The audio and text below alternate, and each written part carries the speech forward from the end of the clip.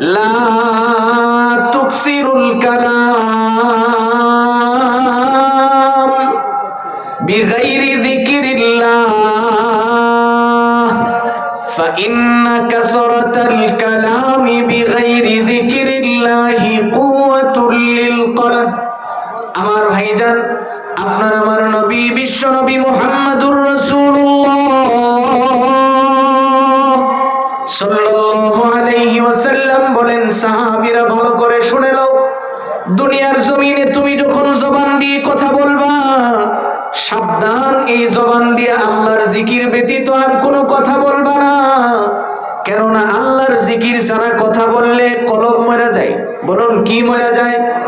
আরো জোরে বলুন, কি মরে যায়? কলব মরে যায়। এই জন্য আপনার আমার নবী কয়, তোমার কলব যদি মরে যায় তখন তুমি নামাজ আদায় করতে মজা পাবে না, রোজা রাখতে তোমার ভালো লাগবে না, হজ যাকাত দিতে তোমার ভালো লাগবে না, দ্বীনি কথাগুলি তোমার কানে যাবে, হৃদয়ে ঢুকবেন না। এই জন্য নবীজি বলেন, উম্মত ভালো কইরা শুনে নাও, দুনিয়ার জমিনে তুমি যখন কথা বলবা, সাবধান, আল্লাহর জিকির ব্যতীত আর কোনো কথা বলবা না। এই হাদিসের ব্যাখ্যা লিখতে যাইয়া আম্মা জানা আয়েশা সিদ্দিকা বলেন, পৃথিবীর মানুষ ভালো করে শুনো, আপনার আমার নবী বিশ্ব নবী মুহাম্মদুর রাসূলুল্লাহ সাল্লাল্লাহু আলাইহি ওয়াসাল্লাম একদিন আমার ঘরে ঘুমাতে আসলেন। আম্মা জানা আয়েশা সিদ্দিকা কয়, রাসূল যখন আমার ঘরে প্রবেশ করলেন, আমি নবীজিকে খাবার দাবার খাওয়ালাম। এবার নবীজি যথারীতি বিছানায় যখন ঘুমাইতে গেলেন, আমি নবীজিকে বিছানায় শোয়া দিলাম। রাত্র যখন গভীর হয়ে যায়, হঠাৎ করে আমি অনুভব করলাম আমার পাশে রাহমাতুল লিল আলামিন নাই। এবার আমি চিন্তায় পড়ে গেলাম, রাসূল কি আমার ঘর থেকে অন্য কোনো বিবির ঘরে চলে গেলেন কিনা। আম্মা জানা আয়েশা সিদ্দিকা কয়, পৃথিবীর মানুষ ভালো করে বুঝে নাও। এবার আমি রাতের অন্ধকারে আমার হাত দিয়ে নবীজিকে খুঁজতে লাগলাম, দেখি যে বিছানায় নাই। আমি আবার নিচে নাইমা গেলাম। আমার ঘরটা তো একেবারেই ছোট ঘর। আমি যখন আমার বিছানার থেকে জমিনে নামলাম, এমন সময় আমি শুনতে পাইলাম আমার কানের মধ্যে গুনগুন একটা কান্নার শব্দ শোনা যায়। আস্তে করে আমি যখন দরওয়াজার কাছাকাছি যে হাজির হয়ে গেলাম, আমি দেখি আমার নবী রাহমাতুল লিল আলামিন কপালটা জমিনের মধ্যে টেকায়া এমন বিড়বিড় শব্দ উচ্চারণ করে করে কাঁদতেছে। আমি যে আয়াতে কারিমা তেলাওয়াত করেছি, আল্লাহ রাব্বুল আলামিন বলেন, নবী দুনিয়ার মানুষদেরকে বলেন, ওদের জবান দিয়ে যে কোনো শব্দ বের হয়, বলুন কি বের হয়? সবাই বলেন কি বের হয়? যে কোনো শব্দ। আল্লাহ রাব্বুল আলামিন কয়, তাদের দুই কাঁধে আমি দুইজন ফেরেশতা দিয়েছি, তাৎক্ষণিক লিখে ফেলেন। সুবহানাল্লাহ। মাত্র 4টা হাদিস শোনাবো আপনাদেরকে। সির্ফ শুধু 4টা হাদিসের মাধ্যমে আমরা বুঝতে চেষ্টা করব যে এই শব্দগুলি আমরা যে বের করি, আমরা লাভে আছি না লসে আছি, এটা বুঝে আসবে। আপনি দেখেন, আমি যদি এখন আপনাদেরকে বলি যে আমি কিছু শব্দ বলবো, আপনারা লিখেন। আপনি কাগজ বের করতে হবে, কলম বের করতে হবে, লেখা জানতে হবে, অনেক কিছু করতে হবে। কথা বলুন ঠিক কিনা? আল্লাহ রাব্বুল আলামিন বলেন, রাসূল আপনি দুনিয়ার মানুষদেরকে বলেন, ওরা বের করার সঙ্গে সঙ্গেই দুইজন ফেরেশতা আছে, তাৎক্ষণিক কি করেন? লিখে ফেলেন। আমাদের দুই কাঁধে দুইজন ফেরেশতা আছেন কিনা? বলেন আছে কিনা? আমার যেমন আপনাদেরও তো এরকম, সবার দুই কাঁধে দুইজন ফেরেশতা আছে। কি নাম? কিরামান কাতিবিন, এটা কিন্তু ফেরেশতাদের নাম না। কিরামান মানে সম্মানী, কাতিবিন লেখার যোগ্যতাওয়ালা, অর্থাৎ সম্মানিত দুইজন ফেরেশতা আছে। কি ফেরেশতা আছে? সম্মানিত দুইজন ফেরেশতা, যাদের কি আছে? লেখার যোগ্যতা আছে। নামটা আমরা যে বলি, এটা কেমন হয়েছে জানেন? একজন মানুষ মনে করেন রিক্সা চালায়, আমরা ওরে ডাক দেয় রিক্সা, তার মানে কি তার নাম রিক্সা? বলেন না, ওনার নাম রিক্সা। তাহলে আমি যে ডাক দিলাম, ওই যে ওনার বাহনের সাথে ওনাকে মিলে আমি একটা ডাক দিলাম, এইভাবেই আমরা নামকরণ করে ফেলেছি। দুইজন ফেরেশতার নাম কিন্তু কিরামান কাতিবিন না।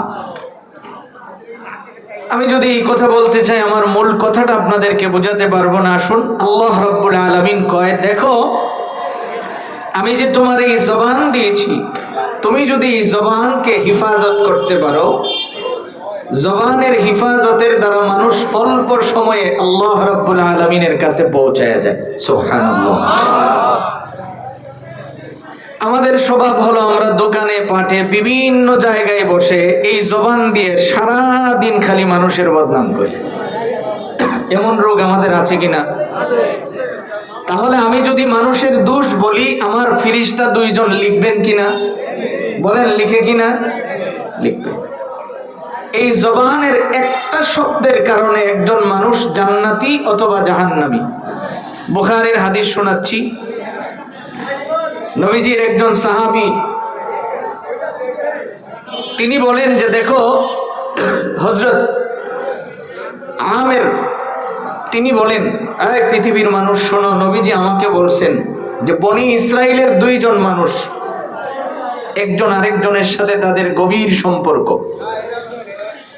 দুই বন্ধু একসাথে ওঠা বসা চলাফেরা, কিন্তু দুইজনের চরিত্র আলাদা আলাদা।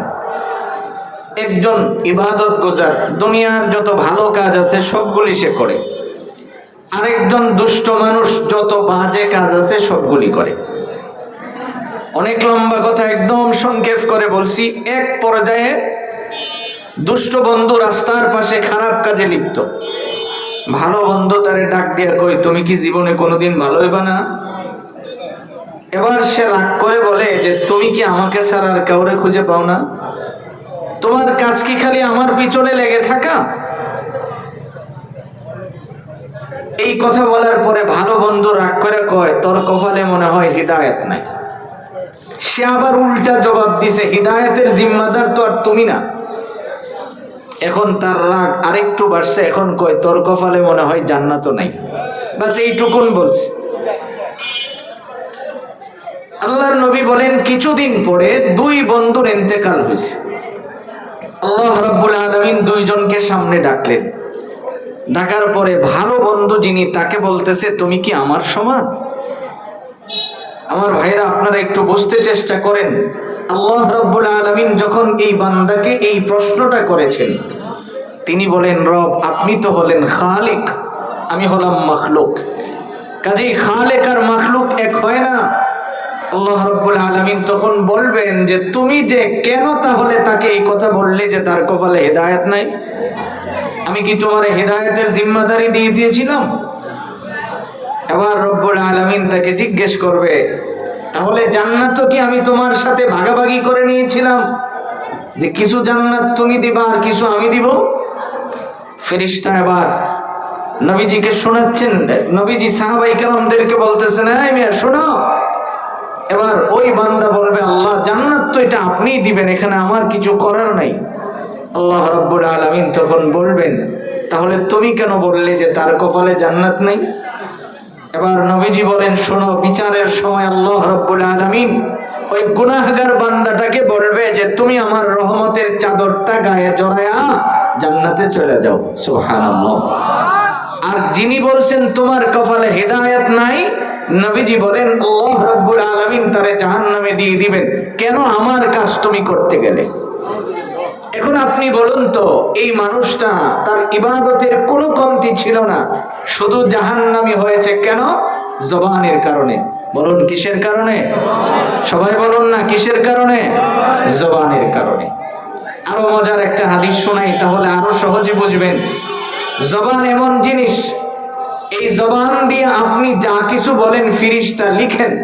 এই জন্য নবীজি বলছেন, এই জবানকে তুমি সেভ করো। قال النبي صلى الله عليه وسلم لا تكثروا الكلام بغير ذكر الله فإن كثرة الكلام بغير ذكر الله قوة للقلب। আমার ভাইজান, আপনার আমার নবী বিশ্ব নবী মুহাম্মদুর রাসূলুল্লাহ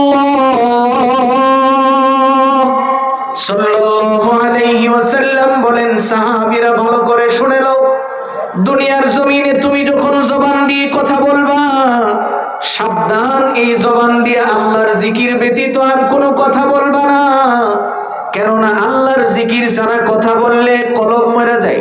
বলুন কি মরে যায়? আরো জোরে বলুন, কি মরে যায়? কলব মরে যায়।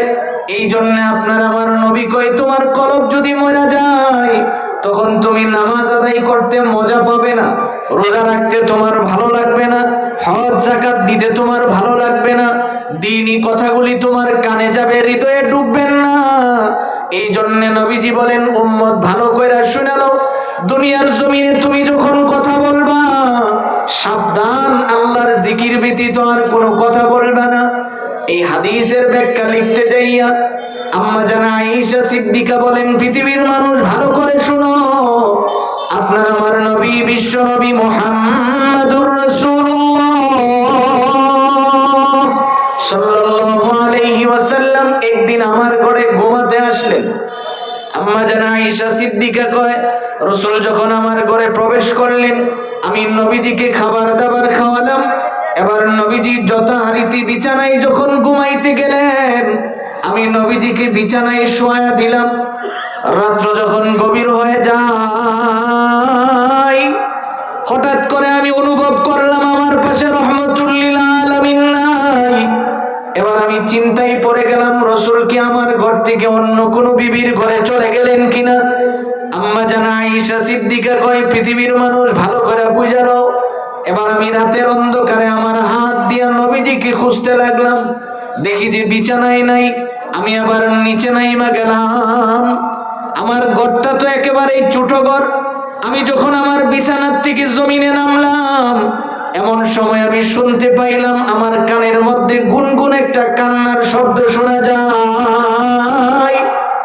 আস্তে করে আমি যখন দরওয়াজার কাছাকাছি যেয়ে হাজির হয়ে গেলাম, আমি দেখি আমার নবী রাহমাতুল লিল আলামিন কপালটা জমিনের মধ্যে টেকায়া এমন বিড়বিড় শব্দ উচ্চারণ করে করে কাঁদতেছেন। আয়েশা সিদ্দিকা কয়, পৃথিবীর মানুষ শোনো, আমার রাসূলকে আমি জীবনে এমন ভাবে কান্না করতে কোনোদিন দেখি নাই। আমি আবার হাত দিয়ে দেখি নবীজির কপাল মুবারকের নিচে কাদা হয়ে লেগে আছে। চোখের পানি এমন পরিমাণে জমিনে ফেললেন, যেই পানির কারণে মাটিটা কাদা হয়ে নবীজির কপালে লাইগা গেলেন। এবার আম্মা জানা আয়েশা কয়, আমি তো চিন্তায় পড়ে গেলাম, নবীজি যেইভাবে কাঁদতেছেন, এইভাবে যদি কাঁদতে থাকেন আর ফজরের সময় যদি হয়ে যায়, কাঁদতে কাঁদতে যদি নবীজি বেহুশ হয়ে দুনিয়ার থেকে বিদায় হয়ে চলে যায়, এই চিন্তায় আমি বিভোর হয়ে দাঁড়িয়ে আছি। কিন্তু নবীকে জাগানোর মতো সাহস আমার নাই, কারণ নবীজি তো আল্লাহ রাব্বুল আলামিনের কুদরতি পায়ে সিজদা দিয়ে আছেন। নবীজি আবার রহমতের সাগরে ডুইবা আছেন। আমি নবীকে ডাকার মতো যোগ্যতা আমার নাই, তবে আমার এইটুকুন ভরসা আছে, যখন মসজিদের মিনার থেকে হাইয়া আলাস সালাহ, হাইয়া আলাল ফালাহ এই শব্দটা নবীজির কানে আসবে, রাসূল ঘুম থেকে উঠবেন, সিজদা থেকে মাথা উত্তোলন করবেন, এবার নামাজে যাবেন, আমার এইটুকুন মনে আছে। এবার আমি অপেক্ষায় আছি কখন আজান হবে। আম্মা জানা আয়েশা সিদ্দিকা কয়, ফজরের আজান হয়ে গেছে। অন্যদিন নবীজি ফজরের আজানের আগেই মাথা উঠায় ফেলেন, আজকে আজান হয়ে গেল এখনো নবীজি মাথা উঠায় না। এবার আমি অপেক্ষায় আছি, ফজরের নামাজের সময় হলে আমার রাসূল তো উঠবেন, এখনো দেখি নবীজি মাথা উত্তোলন করেন না। এবার আয়েশা সিদ্দিকা কয়, পৃথিবীর মানুষ ভালো করে শুনে নাও, এমন সময় আমি অপেক্ষায় আছি কখন নামাজের সময় হবে। আস্তে আস্তে কদম দিয়ে দিয়ে একজন দুইজন করে সাহাবীরা মসজিদে প্রবেশ করলেন। নামাজের সময় যখন গণায় আসছে, সাইয়েদনা আবু বকর দাঁড়িয়ে আছে। এমন সময় ওমর যখন মসজিদে প্রবেশ করলেন, আবু বকর বলেন, ওমর তুমি যাও, যায় নবীজিকে জাগায় নিয়ে আসো। ওমর বলেন, কেন? আপনি না নবীজির সাথে অনেক বেশি সম্পর্ক, আপনি না নবীজির হিজরতের সাথী, আপনি না নবীজির গারে সোরের ভিতরে দীর্ঘ সময় আপনি ওখানে ছিলেন। আবু বকর, আজকের এই মুহূর্তে আপনি ছাড়া তো রাসূলকে জাগায় আনার মতো কোনো মানুষ আমি দেখি না। আবু বকর কয়, না, আমার দ্বারা সম্ভব হবে না, তুমি যাও। ওমর কয়, কেন আমি যাব? আপনি তো জানেন আমার ব্যাপারে সতর্কতামূলক আল্লাহ রাব্বুল আলামিন আয়াত নাজিল করেছিলেন। রব্বুল আলামিন কোরআনে কারিমায় বলেছেন, লা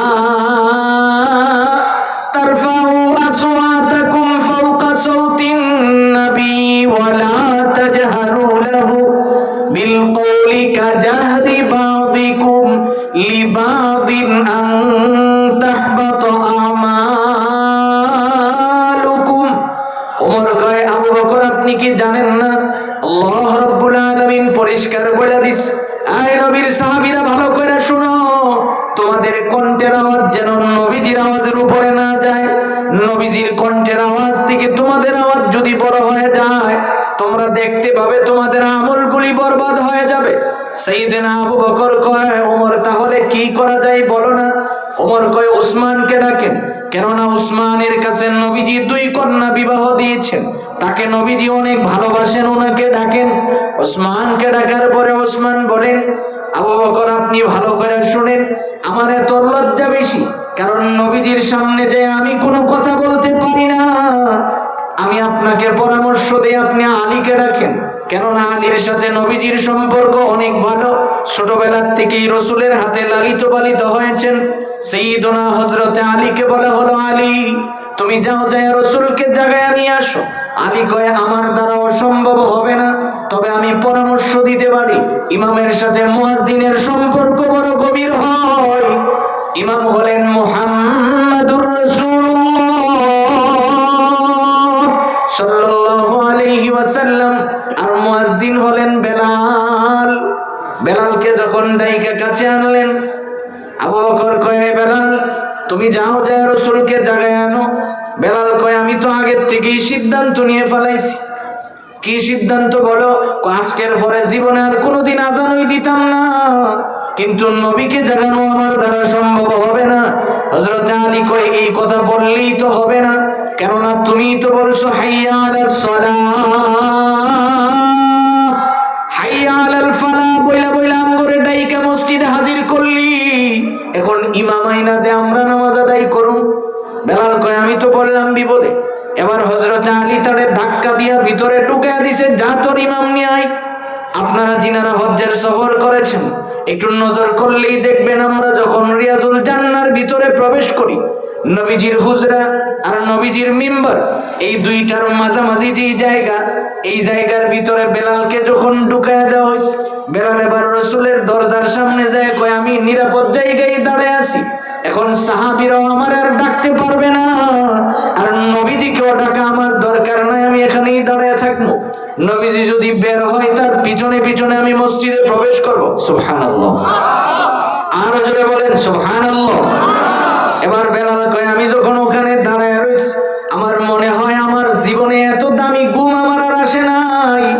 তন্দ্রার ভাব চলে আসছে, চক্ষু দুইটা বন্ধ করলাম, শুনতেছি কে যেন কানে কানে আমারে কয়, আসসালাতু খায়রুম মিনান নাওম। এই শব্দটা যখন আমার কানের ভিতরে ঢুইকা গেল, বেলাল কয়, মনের অজান্তে আমার জবান থেকে বের হয়ে গেছে আল্লাহু আকবার।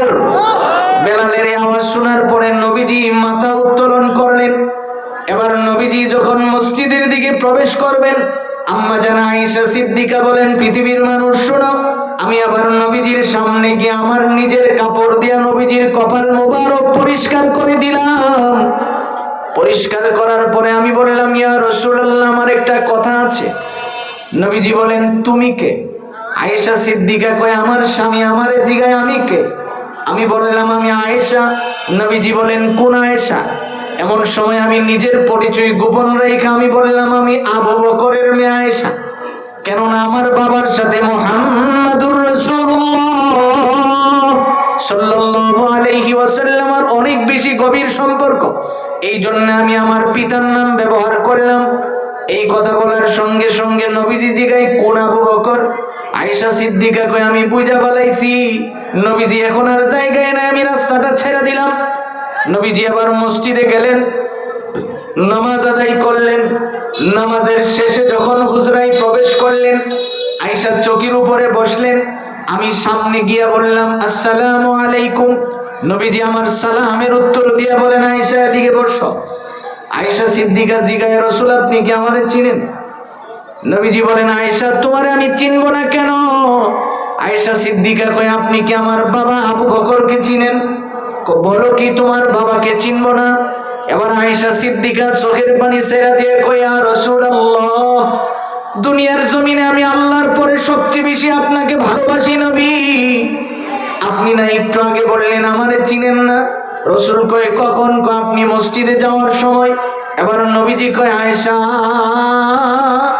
ভালো কইরা শুনে লও, যখন আমার কানের ভিতরে ঢুকে হাইয়া আলাস সালাহ এই শব্দটা যখন আমার কানের ভিতরে ঢুইকা যায়, আমি যতক্ষণ পর্যন্ত আল্লাহর ঘরে ঢুইকা না যাই ততক্ষণ দুনিয়ার কোনো কিছু আমার মনে থাকে না। সুবহানাল্লাহ। এবার আয়েশা সিদ্দিকা কয় রাসূল আমার 2 নম্বরে একটা প্রশ্ন ছিল। আমার জীবনে আপনার ঘরে যতদিন হইছে আমি আসছি, আমি দেখছি আপনি যখন রাতের বেলায় দোয়া করেন, দোয়ার ভিতরে আপনি বলেন আল্লাহ আপনি আমার আয়েশারে মাফ করে দেন। আপনি দোয়া করেন আর বলেন আল্লাহ আপনি আমার ফাতিমারে মাফ করে দেন। আপনি দোয়া করেন আল্লাহ আপনি হাসান হুসাইনকে মাফ করে দেন। কিন্তু আজকে সারা রাত দোয়া করলেন, একটা বারও আমার নাম উচ্চারণ করলেন না। নবী আজকের কান্না দেখে আমার মনে হয়েছে আজকের দোয়াটা নবতেই কবুল হয়ে গেছে। ইয়া রাসূলুল্লাহ, আমি দেখছি আজকে আপনি হাত উত্তোলন করতে করতে একেবারে সোজা করে ফেলছেন, কিন্তু আপনি আমার নামটা একটাবারের জন্য বলেন নাই। নবীজি বলেন আয়েশা বলো আমি কি শব্দ উচ্চারণ করছি, তুমি কি শুনতে পাইছো? এই হারিকেনের ভাইরা একটু ভালো করে বুঝালন। আয়েশা সিদ্দিকা কয় রাসূল আমি শুনছি, আমি ভালো করেই শুনছি। আপনি শুধু 2টা শব্দ বলছেন, আপনি জবান দিয়ে বলছেন ইয়া হাইয়ুন ইয়া কাইয়ুম, এই 2টা শব্দ আপনি আপনার জবান দিয়ে বের করলেন। এবার নবীজি কি বলছেন? 34 নং ওয়ার্ডের ভাইরা আপনারা একটু ভালো করে বুঝেন। নবীজি বলেন এই 2টা শব্দ এমন শব্দ আমার কোন উম্মত যদি খালি জবান দিয়ে বের করে, বলেন কি দিয়ে বের করে? সবাই বলেন কি দিয়ে? এই জবানের জন্য রাসূল তো হাদিসে বলছেন লা তুকসিরুল কালাম বিগাইরি যিকরিল্লাহ। আল্লাহর নবী বলেন দুনিয়ার মানুষ শুনো, এই জবান দিয়ে আল্লাহর জিকির ছাড়া কোনো কথা বলবে না। এই জন্য রাসূল কয় উম্মত ভালো করে বুঝালো, কোন উম্মত যদি জবান দিয়ে খালি 2টা শব্দ বের করে, এই 2টা শব্দ পূর্ণ একটা মুখ হইয়া আল্লাহর আরশের খুঁটির মধ্যে যায় লাগা যায়। সুবহানাল্লাহ। যতক্ষণ পর্যন্ত বান্দার জীবনের সব গুনাহগুলি মাফ না করা হয় ততক্ষণ পর্যন্ত এই জবানটা আল্লাহ রাব্বুল আলামিনের কাছে ওই বান্দার জন্য মাগফিরাতের দোয়া করতেই থাকে। সুবহানাল্লাহ। এই জন্য আমার ভাই আল্লাহ রাব্বুল আলামিন কয় মা ইয়ালফিজু মিন কওলিন ইল্লা লাদাইহি রাকিবুন আতীদ। এই পৃথিবীর মানুষ শোনো, আমি আল্লাহ যে তোমাকে একটা জবান দিয়েছি, এই জবান দিয়ে তুমি যে কোনো শব্দ বের করো, এই শব্দটা বের হওয়ার সঙ্গে সঙ্গেই 2জন ফেরেশতা এই শব্দটা কি করে ফেলেন? মাশাআল্লাহ বলেন কি করে ফেলেন? লিখে ফেলেন। এখন আপনাদের কাছে আমার প্রশ্ন হলো 12টা বাজতে অল্প একটু বাকি আছে, একটু সময় বেশি হলে আপনাদের কষ্ট হবে? একটু সময় থাকবেন ইনশাআল্লাহ? 15-20 মিনিট থাকা যাবে ইনশাআল্লাহ? যাইতেন না তো? বলেন আল্লাহু আকবার। আর জোরে বলেন আল্লাহু আকবার।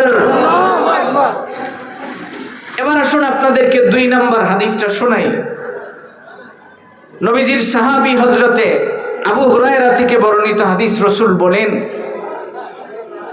আপনারা কি আমার উপরে রাগ করছেন? আমি তো 13 তারিখ ওয়াজ রাখছি। আমার একটা আদত হলো আমি 12টার পর ওয়াজ করি না, কারণ 14 তারিখে আমার আগামীকালকের প্রোগ্রাম হলো নওগাঁতে, রাজশাহী নওগাঁতে। তো 14 তারিখে গিয়ে যদি ওয়াজ করুন লাগে তাহলে এটা হইল।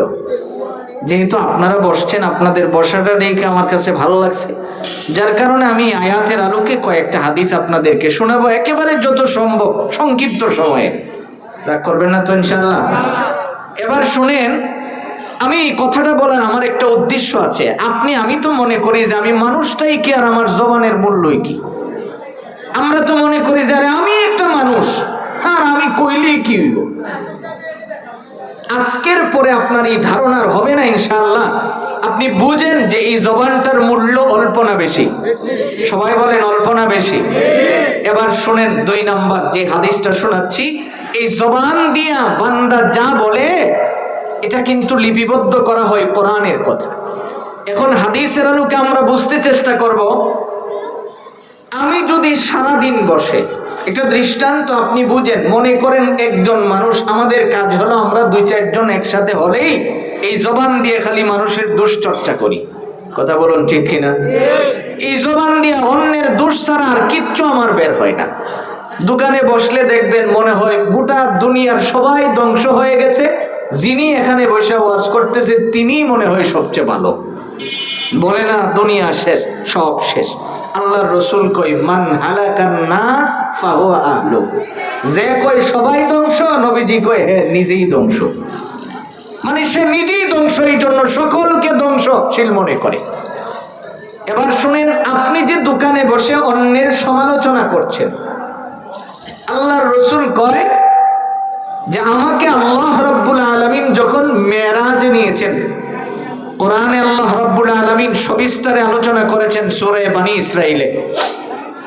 নবীজি যখন মেরাজে গেলেন, ওখানে যাওয়ার পরে রাসূল দেখতেছেন যে মেরাজে গিয়া নবীজি জিবরাইল রাসূলকে দেখাইতেছেন। জিবরাইল নবীজিকে বলতেছেন, ইয়া রাসূলুল্লাহ আপনি দেখেন আল্লাহ রাব্বুল আলামিন আমাকে বলছে আপনাকে ঘুরায় ঘুরায় দেখানোর জন্য।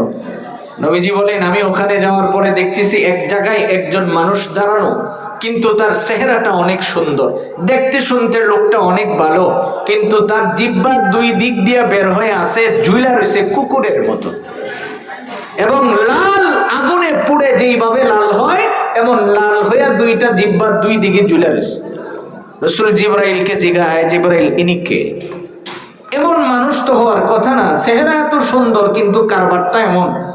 এবার জিবরাইল কে রাসূল চিনেন নাই, আপনার উম্মত, আপনি চলে আসার পরে এই লোক খালি দুনিয়াতে একজনের কথা নিয়ে আরেকজনের কাছে পাচার করত। কোরআনের ভাষায় যাকে মুনাফিক বলা হয়, দ্বিমুখী সাপ, যে এখান থেকে কথা নেই আরেক জায়গায় লাগায়। এই জাতীয় স্বভাব কি আমগোর মধ্যে আছে মনে করেন? যদি থাকে তাহলে শাস্তিটা কি হবে বুঝেন? হাসরের দিন আমার জিহ্বা কয়টা থাকবে বলেন? কয়টা থাকবে? 2টা, এবং আগুনের। এবার নবীজি বলেন আরেকটু সামনে যাওয়ার পরে আমি দেখি একদম সুদর্শন একজন মানুষ দাঁড়িয়ে আছে। তার যে হাতের আঙ্গুলগুলি, গাজীপুরের ভাইরা একটু ভালো করে বুঝেন, এই আঙ্গুলগুলির মধ্যে নখ অনেক লম্বা। এইগুলি হলো লোহা এবং তামার, একেবারে লাল হয়ে আছে। নিজের নখ দিয়া নিজের চাপার গোশতগুলি টায়না টায়না সরাচ্ছেন। আর এই আঙ্গুলের ঘষার কারণে তার এই হাড়ের মধ্যে যখন বাড়ি লাগে, ওখান থেকে লাল অগ্নিকুণ্ডের মতো বের হয়ে যায়। রাসূল জিজ্ঞেস করলো, এরা আবার কারা? এবার নবীজিকে জিবরাইল কয়, রাসূল এরা আপনার ওই উম্মত যারা এই মুখ দিয়া মানুষের উপরে মিথ্যা তহমত দিত, মানুষের ব্যাপারে বিশুদ্ধার ছড়াইতো, মিথ্যা কথা মানুষের কাছে প্রচার করত। এবার শুনেন 3 নাম্বার, নবীজি বলেন আল্লাহ রাব্বুল আলামিন নিজে বলছেন, আমার জাতের কসম, যারা দুনিয়ার জমিনে কোনো মানুষের দোষ আরেকজনের কাছে নিয়ে প্রকাশ করে, আল্লাহ নিজে তার দোষ মানুষের কাছে প্রকাশ করে।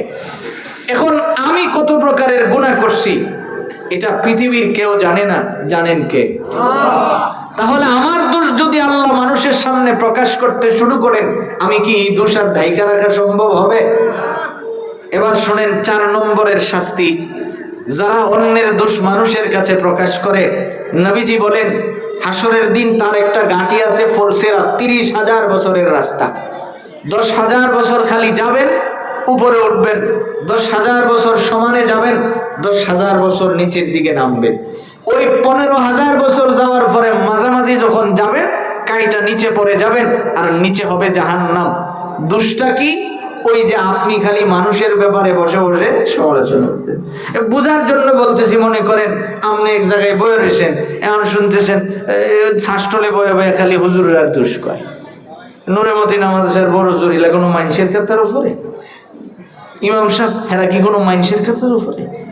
এই যে আপনার কাজ হলো সারাদিন খালি মানুষের নতুন নতুন দোষ আবিষ্কার করেন আপনি এখানে বসে বসে। আমার ভাই, আমি জানি আমার কথাটা আপনার কাছে ভালো লাগবে না, কিন্তু আমি এই কথাটা বলার জন্য কোরআনের এই সূরা কাফের 18 নম্বর আয়াতটা তিলাওয়াত করার আমার একটা উদ্দেশ্য আছে। উদ্দেশ্যটা হলো, যেদিন থেকে আমি ওই হাদিসগুলি পড়েছি যে জবানের কারণে মানুষ জাহান্নামী হয়, এবার শুনেন হাদিসটা শোনাই কিভাবে জাহান্নামী হয়। মুসলিম শরীফের হাদিস, আবু যর গিফারি থেকে বর্ণিত। সময় স্বল্পতার কারণে ইবারতগুলি পড়লাম না, সংক্ষেপ করে শোনাচ্ছি।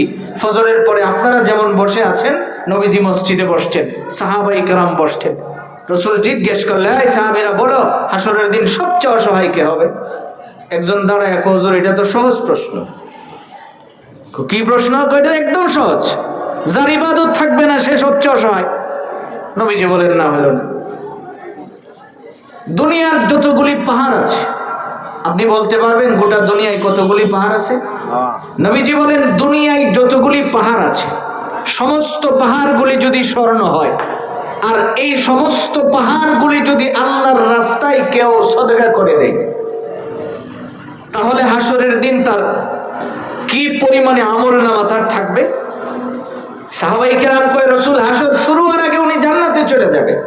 আল্লাহর রাসূল কয়, শোনো, এত ইবাদতের পাহাড় নিয়ে একজন দাঁড়াবে, ভাবসাব ওনার অনেক পরিবর্তন থাকবে, কারণ তিনি যে জান্নাতে যাবেন এটা তো শিওর। এক পর্যায়ে আল্লাহ রাব্বুল আলামিনের কাছে হিসাব নিকাশ যখন শুরু হবে, একজন এসে কইব, আল্লাহ ইলা 96 আমার ব্যাপারে একটা মিথ্যা কথা মানুষকে শোনাইছিল।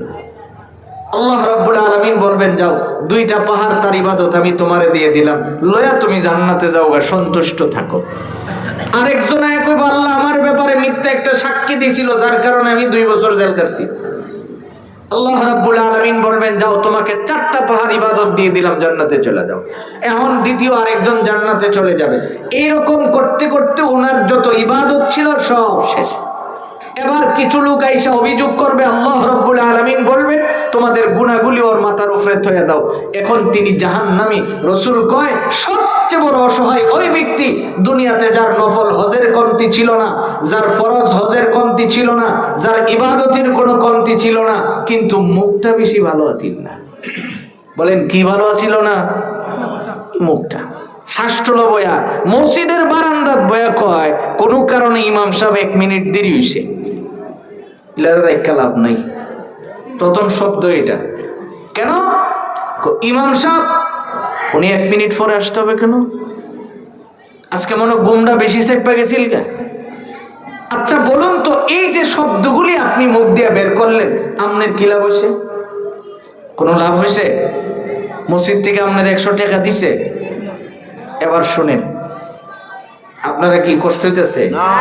আপনার কষ্ট হইলে আমার সুবিধা, কারণ আমি দোয়া করে লিখতাম তাড়াতাড়ি যাই মুখে গিয়ে আমি একটু ঘুমাইতে পারবো। এখন শুনেন, বাদশা হারুন আর রশিদের জামানায় তিনি নতুন কিছু দেখলে মানুষকে পুরস্কৃত করতেন। আপনাদের এই গাজীপুরে তো মিল ফ্যাক্টরি এলাকা, গার্মেন্টস এলাকা না? এক লোক, আমরা যেমন মনে করেন সুয়ের মধ্যে সুতা ঢুকাইতে কষ্ট হয় না, চোখে না দেখলে তো অনেক কষ্ট হয়। তো এক লোক এমন একটা খেলা শিখছে, মাটিতে 3টা সুই গাইরা এইরকম খালি সুতাটা এমনি ঢিল মারে, 3টা সুইয়ের ভিতরে ঢুকে যায়। কি পরিমাণের পরিশ্রম করে এই খেলাটা শিখছে। শেখার পরে তিনি সিদ্ধান্ত নিল, আমি এটা বাদশাকে দেখাতে যাব। গেলেন বাদশার দরবারে, ঢুকবেন, দারোয়ান আটকাইছে, কই যাও? বাদশার কাছে যায়। যাওয়ার আগে আমার সাথে চুক্তি করে দাও, বাদশা তো তোমার এই খেলা দেখলে তোমাকে পুরস্কৃত করবেন, আমার শর্ত হইল অর্ধেক তোমার অর্ধেক আমার। চিন্তা করছে, বাদশা দিলে তো দামি জিনিসই দিব, না হয় সে অর্ধেক নিয়ে যাবে, অসুবিধা কি? কারণ তিনি যেমন দিবেনও তো ওই রকম। ভিতরে ঢুকছে, ঢোকার পরে বাদশা বলেন, কি ব্যাপার? আমি আপনাকে একটা খেলা দেখাবো। দেখাও। যে মাত্র সুইগুলি গায়ে আপনি সুতা মারছেন, বাদশা কই, এটাই কি খেলা? হ্যাঁ। শেষ? শেষ। এবার বাদশা জল্লাদকে ডাক দিছে, দিয়া কয়, জল্লাদ, কইসা তারে 10টা চর মারো। কয়টা চর দিতে কইছে? 10টা। 10টা থাপ্পড় দেওয়ার পরে বলতেছে, এই মেয়ে শুন, তুই যে এই কামড়া শিখছস কতদিন লেগে? 6 মাস। তো 6 মাস যে এত কষ্ট করলি, এর দ্বারা তোর কি ফায়দা হয়েছে? কইছে 10টা চর খাইছি। কথা এলে বুঝতে পারছস কোনো ফায়দা যে হয় নাই? হ্যাঁ বুঝছি। তাহলে তোমার ফ্যামিলির কোনো উপকার হয়েছে কোনা? আমার রাষ্ট্রের কোনো উপকার হয়েছে কোনা? এবার ঘর থেকে যখন বের হয়েছে দারোয়ান দর্শে দিয়ালাও কয় কি মুখে কমু না দিমু কথার দরকার নাই চুক্তি ছিল দিয়া না খালি দিয়া ভালো টাস করে দুইটা সর মারছে কয় বেটা তুই টাকা দিবি নাইলে সোনা চান্দি দিবি তো সর দিলি কেন তোমার সাথে তো আমার চুক্তি ছিল পাঁচটা তোমার পাঁচটা আমার পাঁচটা মাত্র দুইটা দিলাম এর ভিতরে ঘুরে গেলাম কারে বলস কি কই যে দেখ আমার গালের দিকে ছায়া দেখ অবস্থাটা কি হয়েছে আমি আপনাদেরকে বলি গাজীপুরের ভাইরা আপনি আপনাকে জিজ্ঞেস করেন আপনি যে ইমাম সাহেবের দোষ কইলেন শাস্ত্রলবই আরেক বেড়ার গুনাহ নিয়ে আপনি আলোচনা করতেছেন আমনের কিলা হইছে বরংস আপনার কি পরিমাণের ক্ষতি হয়েছে এই হাদিসটা বুঝেন তারপরে আমি আপনাদের সাথে কথাগুলি গুছাতে পারবো আল্লাহর রাসূল বলেন বুখারীর হাদিস হাসরের দিন আল্লাহ রাব্বুল আলামিন যখন কোনো মুসলমানের বিচার করবেন বলেন কার বিচার করবেন বলেন না কার বিচার মুসলমান কারে কয় যে কয় লা ইলাহা ইল্লাল্লাহ তাহলে গুনাহগারের প্রশ্ন না কিন্তু মুসলমানের বিচার যখন করবেন আল্লাহ এবং বান্দা দুইজন কাছাকাছি বসবেন কোথায় বসবেন বলেন কোথায় একেবারে কাছাকাছি হাদিসে আসছে এরকম দুই আঙ্গুল যেমন কাছাকাছি থাকে এমন কাছাকাছি বসার পরে একটা পর্দা তার উপরে বান্দা এবং আল্লাহর উপরে ছেড়ে দেওয়া হবে এখন পর্দার ভিতরে বান্দা এবং আল্লাহ ডেকে যাবেন ওখানে রব্বুল আলামিন তারে দেখে কইব কিরি তোরে আমি এত আরামে রাখছিলাম খাওয়ান দিলাম ঘুমানোর ব্যবস্থা দিলাম এই ফাফটি কেন করলি এটা যখন মালিকের সামনে বসে সে দেখবে লজ্জায় তার চেহারা লাল হয়ে যাবে হাদিসে আসছে অনুতপ্ত হয়ে সে বলবে আল্লাহ আমি তো ভুল করে ফেলাইছি আল্লাহ রাব্বুল আলামিন বলবে যা তোরে আমি মাফ করে দিছি এই যে রহমতের চাদরটা উপরে দিছিলাম না এই চাদর দিয়া জড়ায়া তুই জান্নাতে চলে যা এখন বলেন তো তিনি তো রহমতের চাদর জড়ায়া জান্নাতে চলে গেলেন আপনি কই গেলেন তিনি তো মাফ নিয়ে জান্নাত পেয়ে গেলেন তো আপনি গেলেন কোথায় আপনি তো জাহান্নামী হয়ে গেলেন এই জন্য মুহতারাম ভাই ভালো করে বুঝেন এই জবানের হিফাজতের কথা কে বলছেন জোরে বলুন কে বলছেন মা ইয়ালফিজু মিন কওলিন ইল্লা লাদাইহি রাকিবুন আতীদ আল্লাহ রাব্বুল আলামিন বলেন নবী আমার দুনিয়ার মানুষদেরকে আপনি জানায়া দেন এই জবান দিয়া বান্দা যে কোনো শব্দ বের করে না কেন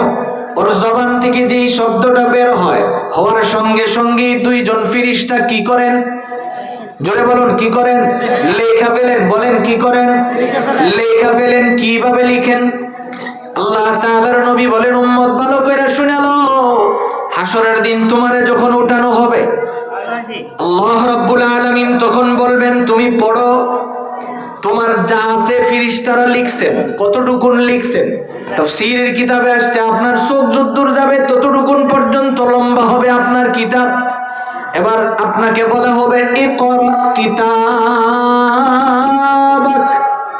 এই মিয়া তুমি তোমার কিতাব পড়ো আপনি মনে মনে ভাবতে পারেন আমি তো বাংলাই পড়তাম পারি না তো কিতাব কেমনে পড়ুম তাফসীরের কিতাবের মধ্যে লেখা হয় আপনাকে যখন বলা হবে ইকরা কিতাবাক মুখ দিয়া বলতে দেরি হবে সঙ্গে সঙ্গে আপনি অনর্গল পড়া শুরু করবেন সুবহানাল্লাহ তখন আপনি বলবেন মালি হাদাল কিতাব লা ইউগাদির সাগীরাতান ওয়ালা কাবীরাতান ইল্লা আহসাহা আফসোস করে বলবেন এটা কেমন কিতাব যেই কিতাব থেকে আমার জীবনের একটা সগীরা গুনাহ ছুঁইটা যায় নাই যেই কিতাব থেকে আমার জীবনের একটা কবিরা গুনাহ ছুঁইটা যায় নাই এই জন্য আমার ভাই এই নূরে মদিনা হাফিজিয়া মাদ্রাসার কাজ হলো প্রথম নম্বরের মিশন যেই কথাটা বলতেছিলাম আল্লাহ কই জবান সেফ করে কথা বলো কারণ জবান দিয়ে এমন কোন শব্দ বের করবা না যেই শব্দের কারণে আল্লাহ রাব্বুল আলামিনের সামনে যায় তোমাকে জবাবদিহি করা লাগবে এই নূরে মদিনা হাফিজিয়া মাদ্রাসার কাজ হলো প্রথম নম্বরে আপনার জবানে কার কালাম উঠায় দেওয়া বলেন না কার কালাম আল্লাহর কালাম আপনার জবানের ভিতরে উঠায় দেওয়া হয় এই কালাম এই শব্দগুলি আপনি জবান দিয়ে বের করেন এই মাদ্রাসার পোলাপানগুলি জবান দিয়ে কার কথা বলেন আরো জোরে বলুন না কার কথা এই জন্যই তো রাসূল কই লা তুকসিরুল কালাম বিগাইরি যিকরিল্লাহ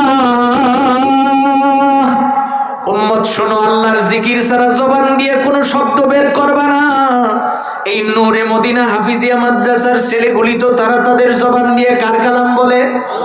আরো জোরে বলুন, কার কালাম? আল্লাহর কালাম যদি কোনো সন্তান বলে তাহলে লাভ কি হয় দেখেন। আপনি তো মনে করতেছেন এই মাদ্রাসা দিয়ে কি হইল, মাদ্রাসার কি দরকার, এত ঘন ঘন মাদ্রাসার কি প্রয়োজন? এবার আপনি বুঝেন, আপনার সন্তান যখন খালি জবান দিয়ে বলে বিসমিল্লাহির রহমানির রহিম, জবান দিয়ে কি বলে?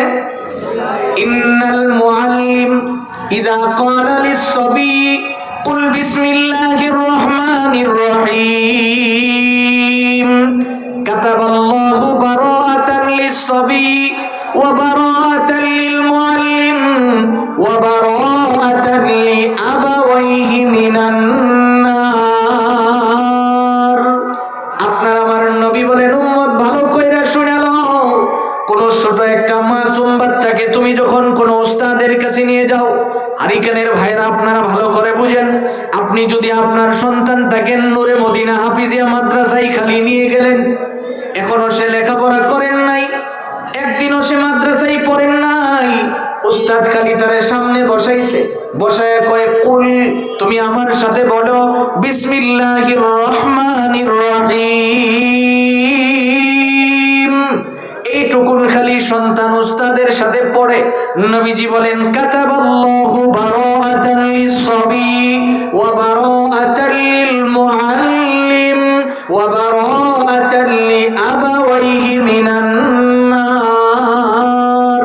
উম্মত শোনো, তুমি খালি জবান দিয়ে তোমার সন্তান খালি বিসমিল্লাহ বলছে, বলার সঙ্গে সঙ্গে আল্লাহ রাব্বুল আলামিন 3টা সার্টিফিকেট লিখে ফেলেন। সুবহানাল্লাহ।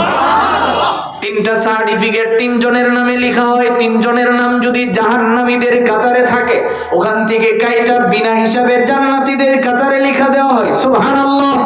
1 নম্বরে হলো ইন্নাল মুআল্লিমা ইযা ক্বালা লিস-সাবি কুল বিসমিল্লাহির রহমানির রহিম কাতাবাল্লাহু বারাআতান লিস-সাবি, 1 নাম্বার যেই সন্তান পড়ল। 2 নাম্বার ওয়া বারাআতান লিল মুআল্লিম, যেই উস্তাদ কষ্ট করে পড়াইলো।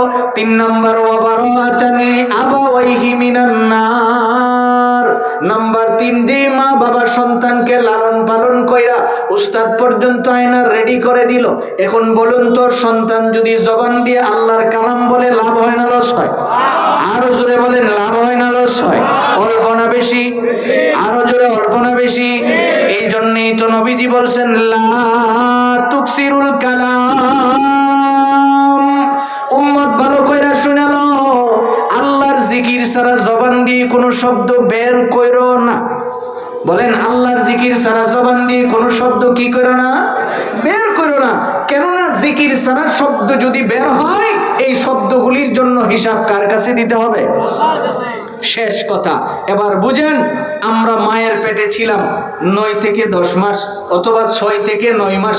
কোরআনের ভাষায় 6 থেকে 9 যে কোনো দিন সন্তান সুস্থ অবস্থায় প্রসব হতে পারে। এই যে একটা সময় মায়ের পেটে ছিলাম, খাবারের দরকার ছিল কিনা? ছিল। আল্লাহ রাব্বুল আলামিন খাবার কিভাবে দিবেন? তাফসীরের কিতাবে আসছে, মায়ের নাভি সন্তানের নাভি, মায়ের পচা রক্ত সন্তানের পেটে ওখান থেকে ঢুকাইছেন। আল্লাহ কি তখন মুখ চিনছিল না? বলেন, চিনছেন কিনা? এই মুখ বানাইছেন কে? আরো জোরে বলুন, কে বানাইছেন? তাহলে আল্লাহ রাব্বুল আলামিন চাইলে মুখ দিয়া দিতে পারতেন কিনা পচা রক্ত? কেন দেন নাই?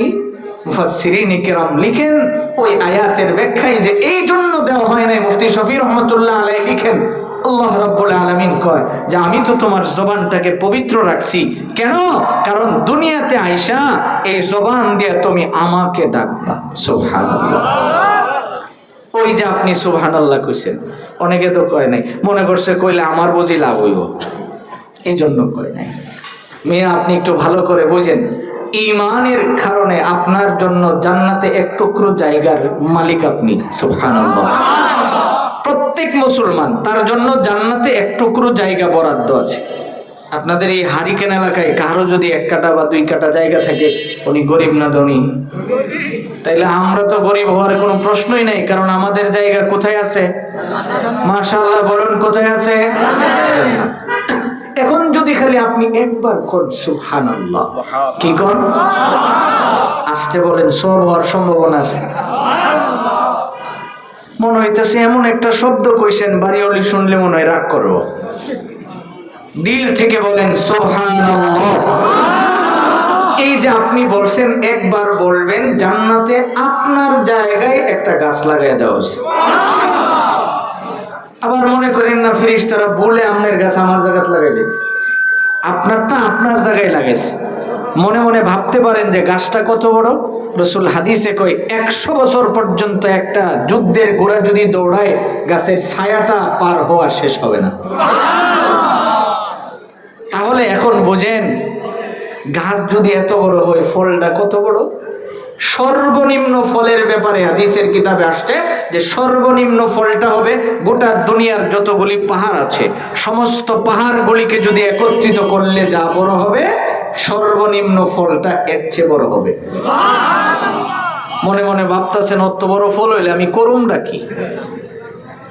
তবে আপনি ভালো করে বুঝানেন, শুধু এত বড় ফল না, তাফসীরের কিতাবে আসছে আপনি জান্নাতে গেলে প্রথম নম্বরে আপনার যে খাওয়ানটা দিব 80,000 প্লেট।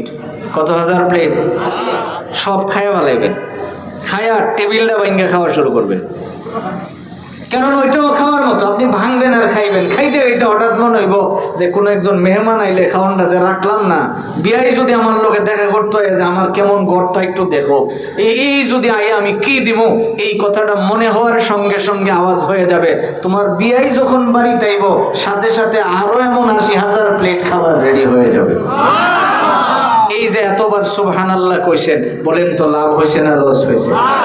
এই জন্য বলে আল্লাহর রাসূল কয় যে জবান দিয়ে শব্দ বের করবা তো বলো লা ইলাহা ইল্লাল্লাহ, জবান দিয়ে শব্দ বলবা তো বলো সুবহানাল্লাহ, জবান দিয়ে শব্দ বলবা তো বলো আলহামদুলিল্লাহ, জবান দিয়ে শব্দ বলবা তো বলো আল্লাহু আকবার।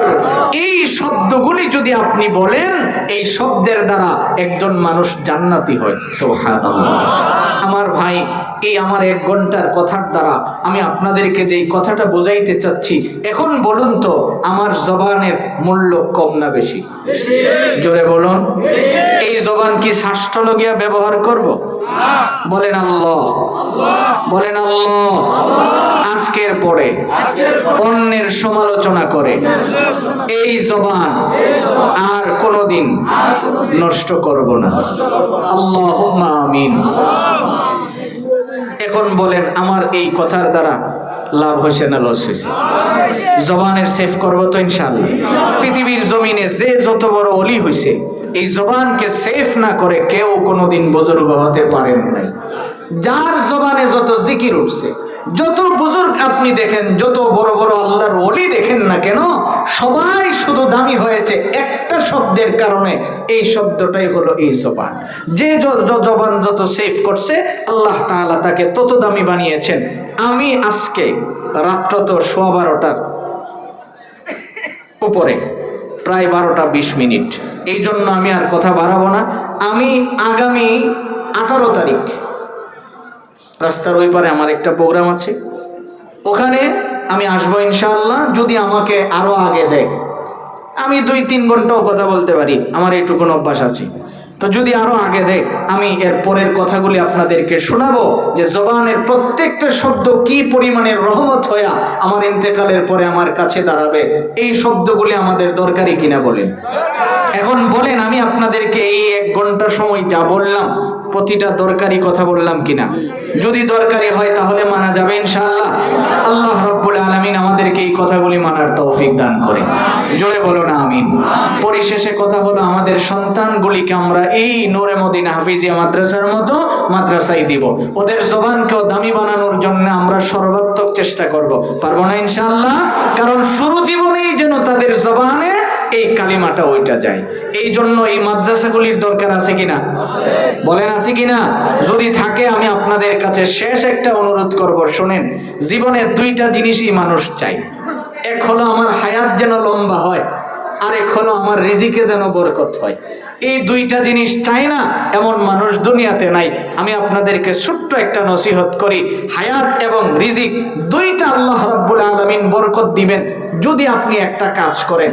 কাজটা হলো, মাস শেষে মনে করেন 10,000 টাকা বেতন উঠাইছেন, ওখান থেকে আপনি 100 টাকা অথবা 200 টাকা আলাদা করে রেখে দিবেন যে এটা আমি আল্লাহর রাস্তায় খরচ করব।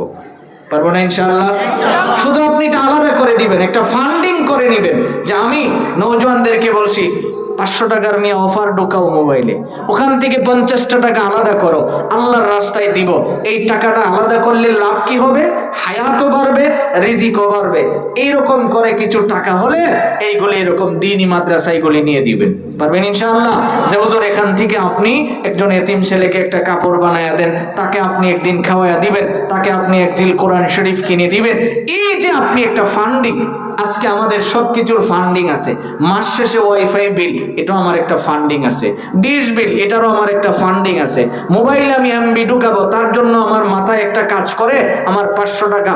কিন্তু আপনি বুকে হাত দিয়ে এমন কে আছেন বলতে পারবেন যে মাস শেষে আমি আল্লাহর রাস্তায় খরচ করব, যে কোনো এতিম মিসকিনের পিছনে খরচ করব, আমার পকেটে আমি 500 টাকা আলাদা করে রাখছি? তাহলে রিজিকে বরকত কেন হইতো?